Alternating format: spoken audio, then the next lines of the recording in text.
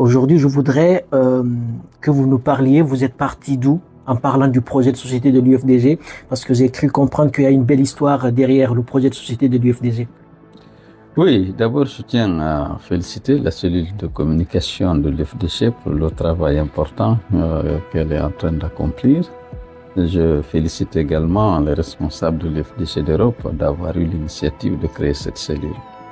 Alors, en ce qui concerne le projet de société de l'UFDG, tout est parti d'abord de mon ambition politique.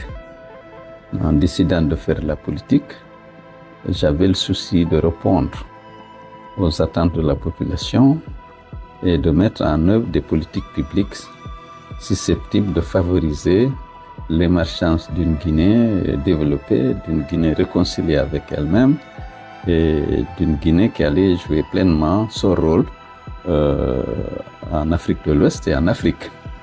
Alors, parmi les faiblesses que je me proposais de combler, il y a bien entendu le système éducatif.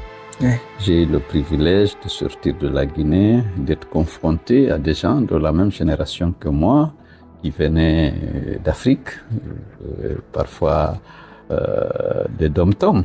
Oui. Lorsque je suis allé faire mes études de banque, évidemment, j'ai pu prendre la mesure des lacunes qui était le résultat du système éducatif qui prévalait en Guinée. Il y a eu beaucoup de réformes au niveau de l'enseignement. Toutes n'ont pas été produit les effets escomptés. Et beaucoup de jeunes Guinéens sortent avec ce handicap de l'école publique. Ceux qui n'ont compté que sur l'école publique, parfois, ils ont des lacunes difficiles à combler, surtout lorsqu'ils sont confrontés avec, dans un marché du travail plus ouvert. Oui.